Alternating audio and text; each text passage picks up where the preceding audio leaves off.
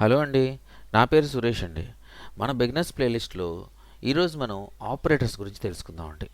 Operators అనేవి different types of operators ఉన్నాయండి. ప్రతి ఆపరేటర్ గురించి మీకు డీటెయిల్డ్గా చెప్తానండి. సో ఫస్ట్ ఆపరేటర్ గురించి మాట్లాడుకుంటే అర్థమెటిక్ ఆపరేటర్ అండి. అర్థమెటిక్ ఆపరేటర్లో మైనస్లు, plus minus, subtraction, division, multiplication, power ఇలా ఉంటాయండి. సో అవి ఎలా ఉంటాయో కూడా మీకు చూపిస్తాను. సో మనం ఒక రెండు వేరియబుల్లో ఒక 2 నెంబర్స్ తీసుకుందాము. ఆ 2 నెంబర్స్ని ఈ అర్థమెటిక్ ఆపరేషన్ అన్నింటిని కూడా అప్లై చేద్దామండి. ఓకే అండి. సో ఏ ఈక్వల్ టు 9 అని ఒకటి తీసుకున్నానండి. బి ఈక్వల్ టు 2 అని తీసుకుందామండి. B equal to 2. Okay. So దీనికి మనం ఏం చేద్దామంటే అర్థమెటిక్ ఆపరేషన్స్ ఏవైతే ఉన్నాయో అవన్నీ కూడా అప్లై చేద్దామండి. సో నేను ప్రతిదాన్ని ప్రింట్ చేస్తానండి. సో ఏ ప్లస్ బి ఇది మల్టిప్లికేషన్ అండి. A plus B. ఓకే. తర్వాత ఇంకొక ఆపరేషన్ ఏంటంటే ఏ మైనస్ బి అండి. ఓకే. సో ఇంకొకటి A multiply B, print A division B, A divided by B. Okay. Print A ఇదొక్కటి ఉందండి, మీకు దీని గురించి చెప్తాను. దీన్ని ఫ్లోర్ డివిజన్ అంటారు అనమాట అండి, చెప్తాను. ఓకే. ప్రింట్ ఏ మోడ్యులస్ బి, ఇది కూడా ఏంటో అనేది చెప్తానండి. మోడ్యులస్ అంటే మీకు ప్రింట్ ఇంకొకటి ఇంకా ఏముంది, A to the power of B. Okay. So ఇవన్నీ రన్ చేస్తున్నాను చూడండి. సో ప్రతిదానికి ఒక్కొక్కటి 1/1 ఆన్సర్ రిజల్ట్ వచ్చినాయి అన్నమాట అండి. సో ఇవన్నీ ఏంటి అన్న విషయం మనం మాట్లాడుకుంటే ఇది సింపుల్గా ఎడిషన్ చేస్తుందండి. సింపుల్గా ఎడిషన్ అనమాట.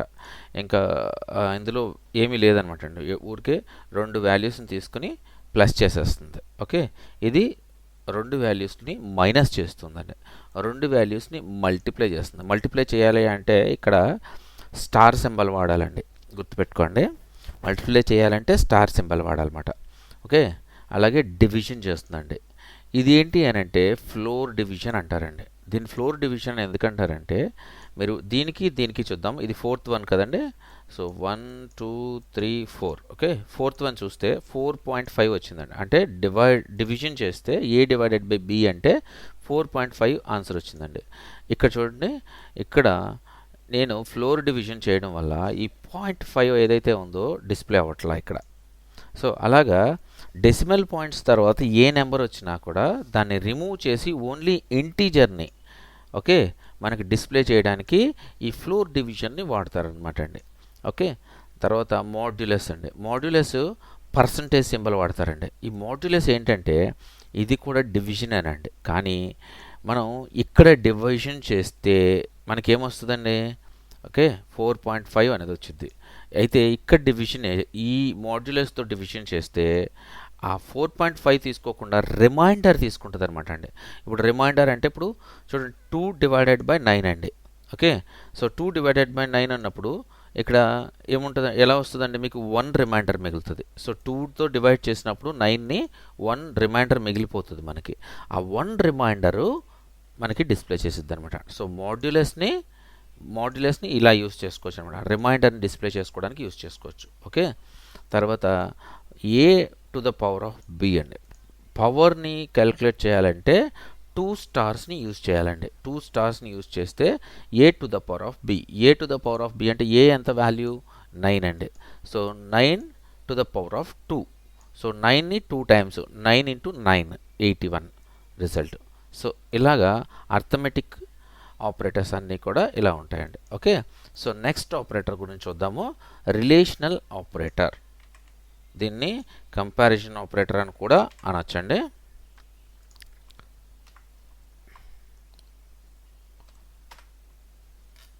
ఓకే.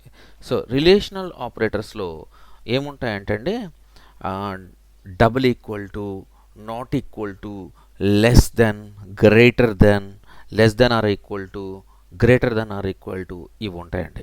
ఓకే, సో ఇట్లా ఎలా కంపేర్ చేయొచ్చు అనేది అప్లై చేసి చూద్దామండి ఒకసారి. సో మళ్ళీ ఇంకొక 2 వాల్యూస్ తీసుకుందామండి ఎక్స్ట్రా. ఓకే, సో 2 వాల్యూస్ మనం X equal to okay X is equal to 5 అని, వై ఈక్వల్ టు 10 2 వాల్యూస్ తీసుకున్నామండి. సో ఇప్పుడు వైకి ఎక్స్కి వైకి రిలేషనల్ ఆపరేటర్స్ అప్లై చేద్దాం. ఓకేనా, సో ఫస్ట్ రిలేషన్ ఆపరేటర్ ఏంటంటే double equal to. Okay, so X double equal to Y. So ముందు అన్ని ఆపరేటర్స్ నేను ఇక్కడ రాసేసి ప్రతి దాని గురించి ఎక్స్ప్లెయిన్ చేస్తానండి. Okay, so x not equal to Y,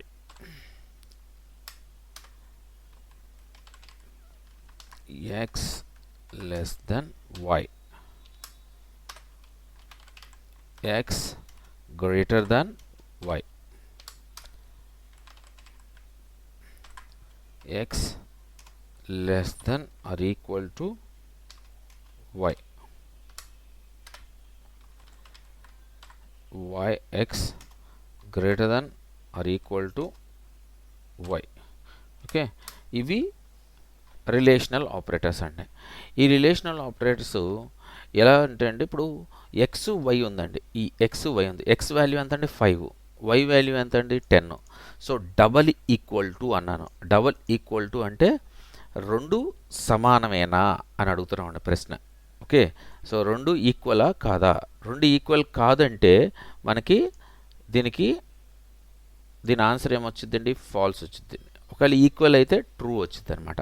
so అలా అలాగా వాల్యూస్ వస్తాయండి మనకి. చూడండి, ఇదిగో చూడండి, X double equal to Y అనేది ఫాల్స్ కాబట్టి ఫాల్స్ చూపిస్తుందండి. X not equal to Y నిజమే కదండి, ఈ ఎక్స్ 5 10 ఉందనుకో, నాట్ ఈక్వల్ టు ఏ కదండి, ఈక్వల్ కాదు కదా, అందుకే ట్రూ ప్రింట్ అయిందండి. ఓకే, అలాగే థర్డ్ స్టేట్మెంట్కి వస్తే x less than y, x అనేది 5 అండి. Okay, x less than y అంది. ఎక్స్ లెస్ దెన్ వై అంటే నిజమే కదండి, ఎక్స్ 5 తక్కువగా ఉంది కానీ వై 10 ఎక్కువ ఉంది కాబట్టి ట్రూ వచ్చిందండి. అలాగే గ్రేటర్ దెన్ కూడా సేమ్ చూడండి, ఫాల్స్ వచ్చింది. ఎందుకంటే 10 గ్రేటర్ కాదు కదండి. ఓకే, 5 గ్రేటర్ కాదు కదండి వై కంటే, అంటే ఎక్స్ గ్రేటర్ కాదు కదా వై కంటే అన్న ఉద్దేశం. ఓకే, సో అలాగా ఫాల్స్ వచ్చింది అనమాట. సేమ్ అలాగే ఇక్కడ చూస్తే ఫిఫ్త్ స్టేట్మెంట్ చూస్తే లెస్ దెన్ ఆర్ ఈక్వల్, నిజమే లెస్ దెన్ కదండి, ఎక్స్ అనేది లెస్ దెన్ కాబట్టి ట్రూ. ఓకే, ఇది గ్రేటర్ దెన్ కాదు కాబట్టి ఎక్స్ ఫాల్స్. సో ఇలాగా ప్రతి ఒక్క రిలేషనల్ ఆపరేటర్స్లో ట్రూ ఆర్ ఫాల్స్ డిఫైన్ చేసిద్ది అనమాట అండి. అంటే మనం ఇచ్చే స్టేట్మెంట్ కరెక్టా కాదా అని చెప్పిద్ది అనమాట. ఓకే, సో అలా రిలేషనల్ ఆపరేటర్స్ ఉంటాయండి. సో నెక్స్ట్ ఆపరేటర్స్కి వస్తే లాజికల్ ఆపరేటర్స్ అండి. లాజికల్ ఆపరేటర్స్ ఓకేనా.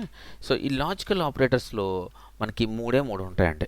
ఒకటి ఎండ్, ఇంకోటి ఆర్, ఇంకొకటి నాట్. అంతే, ఈ మూడే ఉంటాయండి, అంతకంటే ఏముండవు. సో ఒక్కొక్కటి మనం రన్ చేద్దాము. ఈ ఎక్స్ వైనే యూజ్ చేసుకుందాం. పైన ఎక్స్ వై అని చూసారంటే x is equal to 5, y is equal to అలా యూజ్ చేసుకోవచ్చు. కావాలంటే వేరే కూడా తీసుకోవచ్చు. మనం పని చేద్దాం, వేరే తీసుకుందాం అండి. Okay, so M equal to true.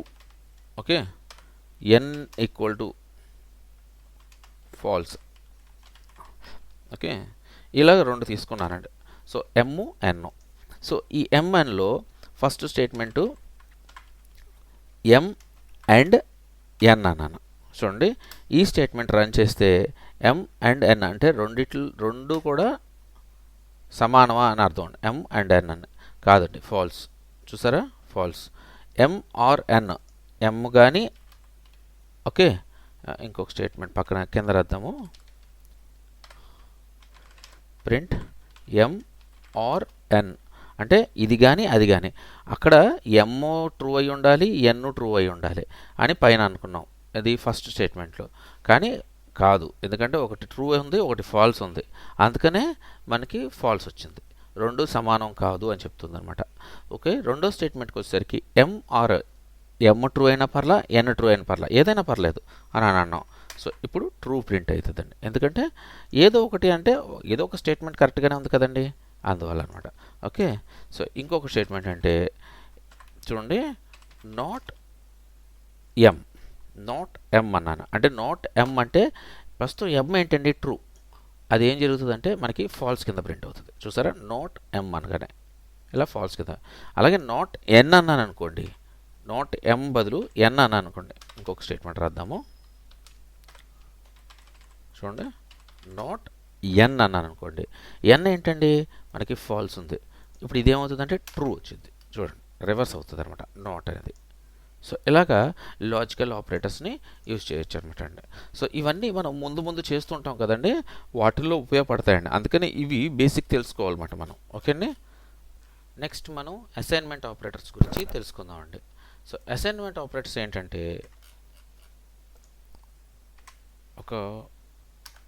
ఒక వాల్యూ తీసుకుందామండి. ఒక వేరియబుల్కు ఒక వాల్యూ డిఫైన్ చేసుకుందాము. సో వాల్యూ వచ్చి ఎంఎన్ వాడాం కదా, కే ఈక్వల్ టు 5 అండ్ ఇందాక నుంచి మీకు వాడాను అంటున్నాను కదా. దాని అర్థం ఏంటంటే ఈ జూపిటర్లో మనం ఆల్రెడీ ఒక వేరియబుల్ని డిఫైన్ చేసిన తర్వాత మనం ఇదే నోట్బుక్లో వాడుతూ ఉన్నామంటే ఆ ఎక్స్ కింద ప్రింట్ చేసినా కూడా ఆ పైన ఇచ్చిన వాల్యూవే వచ్చింది అనమాట. అందుకనే మనం ఇక్కడ ఆపరేటర్స్ గురించి చెప్పుకుంటున్నాం కదండి, డిఫరెంట్గా మనం వేరియబుల్స్ డిఫైన్ చేసుకోవాలండి. అందుకనే పైన వాడాం కదా అని అంటున్నానండి. అంతకంటే ఏం కాదు, కన్ఫ్యూజ్ అవ్వకండి దాని గురించి. ఓకే. సో ఇప్పుడు k ఈజ్ ఈక్వల్ టు 5 అని ఇచ్చానండి. సో ఈ అసైన్మెంట్ ఆపరేటర్స్లో ఏంటంటే అండి సెల్ఫ్ డిఫైన్ చేస్తాం అనమాట. సెల్ఫ్ డిఫైన్ అంటే ఇప్పుడు చూడండి, ఇక్కడ k ఈక్వల్ టు అండి k ప్లస్ 2 అంటే నేను k వాల్యూ ఇచ్చాను, మళ్ళీ k ప్లస్ 2 పెట్టాను. చూడండి, k ప్లస్ 2 పెట్టాను. ఇప్పుడు నేను kని ప్రింట్ చేస్తాను అనుకోండి, మనకి 7 వచ్చింది. చూసారండి, అంటే k 5 అనమాట. ఈ 2ని చేశాను. సో ఇలాగా మనం సెల్ఫ్ అసైన్మెంట్ అనమాట. అంటే దానికి ఆ వేరియబుల్కి మళ్ళీ వేరియబుల్తో ఇంకొక నెంబర్ని యాడ్ చేయడం అనమాట. సో ఇలాగా సెల్ఫ్ అసైన్మెంట్ ఆపరేటర్స్ చేయొచ్చు అనమాట అండి. అయితే ఈ ఆపరేటర్ ఏదైతే ఉందో ఇంకో రకంగా కూడా రాయొచ్చు అనమాట అండి. ఇంకో రకంగా నేను కామెంట్స్లో రాస్తాను. చూడండి, k ప్లస్ ఈక్వల్ టు 2 ఇలా కూడా రాయొచ్చండి. సో ఇలా కూడా రాస్తే సేమ్ మీకు ప్రింట్ అవుతుంది అనమాట అండి. చూపిస్తాను చూడండి. సో దీన్ని కాపీ చేస్తున్నాను. సో కాపీ చేసి ఇక్కడ పేస్ట్ చేసి దీన్ని మొత్తానికి కామెంట్ చేస్తానండి. అంటే మీకు ఆ లైన్ మీకు పని చేయకుండా. ఓకే, చూడండి, సేమ్ రిజల్ట్ వచ్చినాయి. సో ఇలాగా రాయొచ్చు, ఇలాగా రాయొచ్చు అనమాట ఈ స్టేట్మెంట్ని. సో మల్టిపుల్గా రెండు ఈక్వల్ అనండి, ఎలా రాసినా పర్లా. ఈ స్టేట్మెంట్లో మీకు ఓన్లీ ఇలాగే ఈ k ప్లస్ ఈక్వల్ టు అనేదే కాకండి, ఈ ప్లేస్లో మనం మల్టిప్లై పెట్టుకోవచ్చు. మల్టిప్లై చేసుకున్న రిజల్ట్ వచ్చింది. ఇదే ప్లేస్లో మనకి పవర్ కూడా వాడచ్చు. సో ఇలాగా అర్థమెటిక్ ఆపరేటర్స్లో ఉన్న ప్రతి ఒక్క ఆప్షన్స్ని ఇక్కడ అసైన్మెంట్ ఆపరేటర్స్లో ఇలా వాడచ్చు అనమాట అండి. సో $, ఈక్వల్ టు అనేది ఖచ్చితంగా వాడాలండి. ఓకే. సో ఇలాగైనా వాడచ్చు, ఇలా కూడా వాడచ్చు మీరు. సో ఇలా వాడాలి అని అనుకోండి, ఈ ప్లేస్లో మనం స్టార్ అయితే స్టారు, మల్టిప్లై అయితే మల్టిప్లై, డివిజన్ అయితే డివిజను, పవర్ అయితే పవరు, ఏది కావాలంటే అది పెడతాం అనమాట. సో అలాగా ఈ అసైన్మెంట్ ఆపరేటర్స్ యూజ్ అవుతాయి అనమాట అండి. ఓకే. సో ఎక్కువగా ఈ అసైన్మెంట్ ఆపరేటర్స్ ఎలా ఉపయోగపడతాయి అంటే మనకి నెంబర్స్ని ఇంక్రిమెంట్ చేయడానికి ఉపయోగపడతాయి అనమాట అండి. మీకు ముందు క్లాసుల్లో నేను ఫర్ లూప్లు చెప్తానండి. మీకు ఫర్ లూపు, వైల్ లూపు ఉంటాయండి. సో అలాంటి సందర్భంలో మనకి ఏం చేయాల్సి వస్తాయండి, కొన్ని వైల్ లూప్లో నెంబర్స్ని ఇంక్రిమెంట్ చేయాల్సి వస్తుంటుందండి కొన్ని మనం ఫంక్షన్స్ రాసినప్పుడు. సో అక్కడ మనం ఉపయోగిస్తాం అనమాట ఇలాంటి అసైన్మెంట్ ఆపరేటర్స్. ఓకే. సో నెక్స్ట్కి వస్తే యూరినరీ ఆపరేటర్ అండి. సో యూరినరీ ఆపరేటర్స్ అనేవి ఒక పాజిటివ్ నెంబర్ని నెగిటివ్ నెంబర్ కింద మనం ప్రింట్ చేసుకోవచ్చు అనమాట అండి. అంతకంటే ఏం లేదు దీంట్లో. అంటే నేను ఇప్పుడు వరకు ఈ ఆపరేటర్ని యూజ్ చేయలేదండి, నాకు అవసరం రాలా. కానీ మనకి ఇది ఉపయోగపడేది ఎలాగనంటే చూడండి, b ఈక్వల్ టు -a అన్నాను అనుకోండి. ఇప్పుడు నేను bని ప్రింట్ చేశాను అనుకోండి, చూడండి -5 వచ్చింది. అదే aని ప్రింట్ చేస్తే +5 వచ్చింది. చూసారండి, +5. సో ఇలాగా ఒక నెంబర్ని నెగిటివ్ కింద కన్వర్ట్ చేసుకోవచ్చు అనమాట యూరినరీ ఆపరేటర్స్లో. ఓకే. సో లాస్ట్ వన్ వస్తే membership operator. Okay, membership operator ఏంటంటే అండి, మనకి ఒక్కొక్క ఐటమ్ని, అంటే ఒక లిస్ట్ ఉందనుకోండి ఫర్ ఎగ్జాంపుల్, ఆ లిస్ట్లో మనకి ఒక ఐటమ్ ఉందా లేదా అని తెలుసుకోవచ్చు అనమాట ఈ ఆపరేటర్స్ ద్వారా. మనం ఒక శాంపిల్గా ఒక లిస్ట్ తీసుకుందాము. ఈ ఎన్ వాడాము, ఎల్ వాడలేదు, L equal to, okay, so L equal to ఒక లిస్ట్ తీసుకుంటానండి. ఇందులో 1 2 3 4 5 6 పెట్టాను. ఓకే, ఈ లిస్ట్లో మనకి ఒక నెంబర్ ఉందా లేదా అని తెలియాలి అని అంటే మనం చూడండి సింపుల్గా ఇలా వాడచ్చండి. చూడండి, ఫర్ ఎగ్జాంపుల్ 5 ఉంది కదండి. మామూలుగా అయితే 5 ఇన్ ఎల్, ఎల్ అంటే ఆ లిస్ట్ అనమాట అండి. 5 ఇన్ ఎల్ ఉందా లేదా. సో ప్రింట్ చేస్తే మనకు ట్రూ ఆర్ ఫాల్స్ వచ్చేది. చూడండి, ట్రూ అంటే ఉంది అని అర్థం. అలాగే లేని నెంబర్ ఇస్తాం. ఓకే, 9 అని పెడదాం. 9 ఇన్ ఎల్, ఎల్లో లేదు అంటే ఎల్ అనే లిస్ట్లో లేదు కాబట్టి మనకి ఫాల్స్ వచ్చింది. అలాగా ఇన్ వాడచ్చు మెంబర్షిప్లో. ఒక లిస్ట్లో నుంచి ఐటమ్ ఉందా లేదా అని ఇన్ అనే ఈ కాన్సెప్ట్ వాడి, ఈ ఆప్షన్ వాడి మనకి ఆ నెంబర్ ఉందో లేదో కూడా ఐడెంటిఫై చేయొచ్చు అనమాట. అలాగే నాట్ ఇన్ అని కూడా ఒకటి ఉందండి. ఇన్నే కాదండి, not in. Okay, not in 9 not in L. చూడండి, 9 లేదు కదండి ఎల్, అందుకే ట్రూ అని వచ్చింది అనమాట. నాట్ అంటే లేదు కదా 9 అన్నాడు. చూడండి, ఫర్ ఎగ్జాంపుల్ 5 నాట్ ఇన్, ఇది ఫాల్స్ వస్తుందండి ఎందుకంటే 5 ఉంది మనకి. సో ఇలా ఇన్ను నాట్ ఇన్ను ఇలా రెండు వాడి ఈ మెంబర్షిప్ ఆపరేటర్స్ని మనం యూజ్ చేయొచ్చు అనమాట అండి. ఓకే, సో ఓన్లీ లిస్ట్ అనే కదండి. సో పైథాన్లో మనం ఒక స్ట్రింగ్ ఇచ్చిన ఆ స్ట్రింగ్లో కూడా ఒక లెటర్ని ఉందా లేదా చెప్పగలదండి. అది కూడా చూపిస్తాను చూడండి. జే వాడదాము. జే ఈక్వల్ టు, ఓకే, సో ఇక్కడ పైథాన్ అని పెడుతున్నానండి. పైథాన్ అని పెట్టాను. ఇప్పుడు ఈ పైథాన్లో మనం వై ఉందా లేదా. So Y in, okay, so Y in J. Okay, దీన్ని ప్రింట్ చేయాలి. ఓకే, వైని సింగిల్ కోట్స్, ఎందుకంటే స్ట్రింగ్ కదండి మరి ఇది, అందుకే సింగిల్ కోట్స్ పెట్టాలి. Okay, so Y in J, Y in J ఉందా లేదా. వై ఉంది కదండి, ట్రూ, అందుకే ట్రూ ప్రింట్ అయింది మనకి. అలాగే ఏ లెటర్ కావాలంటే ఆ లెటర్ అనమాట. సో 2 లెటర్స్ ఉన్నాయనుకోండి, వై టీ. ఓకే, ఉన్నదా లేదా, ఉంది. చూసారా, వై టీ పక్కనే ఉన్నాయి. సో అందుకబట్టి ప్రింట్ అయింది. అలాగే మళ్ళీ విడిగా ఉంటే చూద్దాం, అది కూడా ట్రై చేద్దాం. పిఎన్, పి ఉంది లాస్ట్లో, ఎన్ లాస్ట్లో ఉంది, ఫాల్స్ అనేసి, ఎందుకంటే 2 పక్కన లేవు. సో పక్కన ఉన్న నెంబర్స్, పక్కన ఉన్న క్యారెక్టర్స్ అన్నా చూడాలి, లేదా ఒక క్యారెక్టర్ అన్నా చూడాలన్నమాట. ఒక క్యారెక్టర్ చూసినా మనకు కరెక్ట్ అవుతుంది, లేదంటే ఫాల్స్ స్టేట్మెంట్ ఇస్తూ ఉన్నా కూడా. ఓకే, సో టీ ఉంది కాబట్టి ట్రూ వచ్చింది. సో లేనిది ఏ ఉందా, లేదు, ఫాల్స్. సో చూసారా, సో అలాగా ఒక స్ట్రింగ్లో కూడా ఒక లెటర్ ఉందా లేదా అని ఐడెంటిఫై చేయొచ్చు అనమాట. సో పైథాన్లో ఇది చాలా ఈజీ అండి. మెంబర్షిప్ ఆపరేటర్స్ అనేది చాలా చోట్ల మనకు ఉపయోగపడుతుంది. చెప్పాలంటే ఇది ఒక లూప్ లాంటిదేనండి. ఎందుకంటే ఒక స్ట్రింగ్లో ఒక్కొక్క ఎలిమెంట్ని యాక్సెస్ చేయగలదు అనమాట, అంటే ఒక్కొక్క క్యారెక్టర్ని యాక్సెస్ చేయగలుగుతుంది అనమాట. సో పైథాన్లో మనకు బెస్ట్ థింగ్ అనమాట ఇది. సో అలా వేరే లాంగ్వేజ్లో అయితే ఇలాగా ఒక స్ట్రింగ్ని ఒక్కొక్క క్యారెక్టర్ని యాక్సెస్ చేయదండి. సో స్ట్రింగ్ అంటే స్ట్రింగ్ లాగా యాక్సెస్. సో ఇక్కడ మాత్రం ఒక స్ట్రింగ్ అవని ఒక లిస్ట్ అవని మనం ఎటువంటి లూప్ ఫంక్షన్స్ రాయకుండా, ఎటువంటి వేరే ఫంక్షన్స్ రాయకుండా పైథాన్లో డైరెక్ట్గా ఒక్కొక్క క్యారెక్టర్ అవని, ఒక్కొక్క ఎలిమెంట్ అవని, లిస్ట్లో అయితే ఎలిమెంటు, స్ట్రింగ్లో అయితే క్యారెక్టర్ అవని యాక్సెస్ చేసే ఆప్షన్ మనకి పైథాన్లో ఉందన్నమాట అండి. ఓకే అండి, సో ఇది మెంబర్షిప్ ఆపరేటర్స్. సో ఇలాగా టైప్స్ ఆఫ్ ఆపరేటర్స్ మనకి ముందు చాలా చోట్ల ఉపయోగపడతాయి అనమాట అండి. ఈ అర్థమెటిక్ అవని, రిలేషన్ అవని, లాజికల్ అవని, అసైన్మెంట్ అవని, యూరినరీ అని, మెంబర్షిప్. కానీ ఏంటంటే ఈ బేసిక్ ఫండమెంటల్ మనకు తెలియాలి కదండి, ఎలా చేస్తారు, ఏం చేస్తారు అనేది. సో అందుకనే వీటి గురించి చెప్పాను అనమాట అండి. ఓకే అండి, ఐ థింక్ మీకు అర్థమైందని నేను అనుకుంటున్నానండి. ఒకవేళ అర్థం కాకపోతే దయచేసి కమెంట్ చేయండి, నేను తప్పకుండా రిప్లై ఇస్తాను మీకు. ఓకేనండి, బాయ్ అండి.